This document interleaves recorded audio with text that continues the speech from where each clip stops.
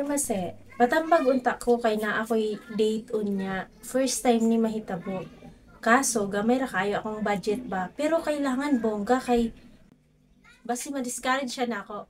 Hay, pwede bang magtagalog na lang tayo para maintindihan tayo ng lahat? Bonggang date now, pulubi later. Walang masama sa pag-date at pag-bonding. Just to make sure na ito'y hindi uutangin. Hi, ako nga pala si Marcel Butad, isang online seller. Tapusan mo ang video na to kasi pag-uusapan natin kung ano ba ang pwedeng gawin para hindi pulubi later ang resulta ng date. Siyempre masaya talaga pag may kwento. O, kwentuhan ko muna kayo ha. Nalala ko dati meron akong ex na pag nagyayang mag-date ay bongga talaga. Alam mo yung isang kainan lang, 1K agad, kakaloka, talagang kabaliktara naman sa aking pagka-super kuripot. Yon ang problema ko, kung paano ko siya ma-impluwensyahan na kahit di naman gaano gumastos, ay magkaroon na ng quality time or banding kaya. Sa totoo lang, yung mga turong-turong pagkain, paborito ko yan. Sold na ako dyan. Tapos, usap na lang. Yun, tapos pag-usapan yung mga plano, ay, agad-agad, di ba? Solusyon ko na lang, if may schedule sa date, nagluto ako ng adobo tapos kanin, magbaon na lang kami, tapos madalas doon sa seaside sa Mua. O, sino bang nakaka-relate dyan?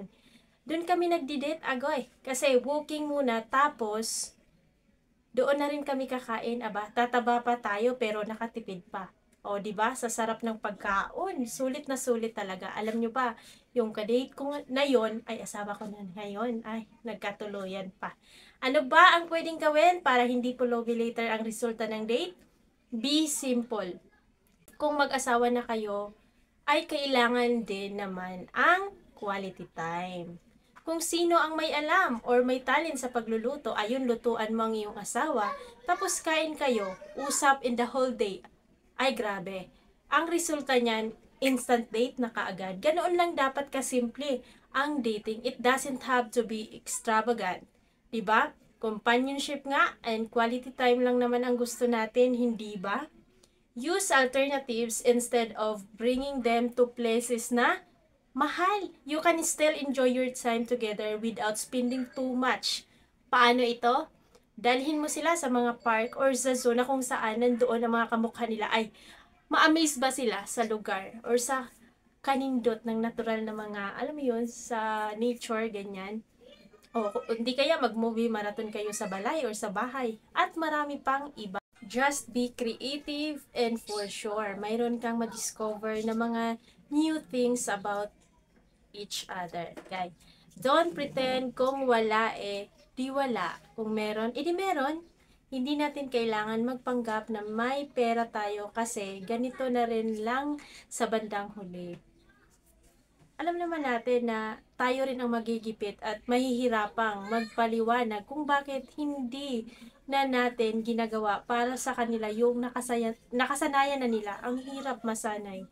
Naniniwala ako na effort lang ang puhunan at believe me, they will appreciate it more than the expensive dates. Tanggalin na natin yung nahihiya tayong magsabi sa kanila na ito lang kasi ang kaya ko, wala kasi akong budget para dyan.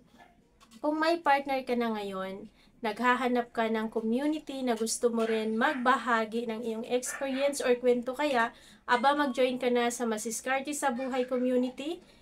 Relationship comes with honesty. Sabihin natin sila na ito lang ang afford natin. Kung mahal ka talaga nila ay maiintindihan ka at masayang susuportahan ka niyan sa inyong mga plano to make sure na yung date ninyo ay exciting and memorable.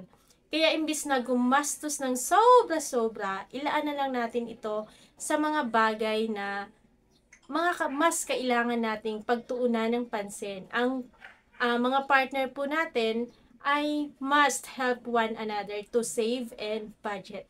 If gusto natin na ma-achieve ang financial freedom, sabay-sabay tayong iwasan ang bonggang date now, pulubi naman later. Like and follow sa page na ito and always remember that do what you love and love what you do.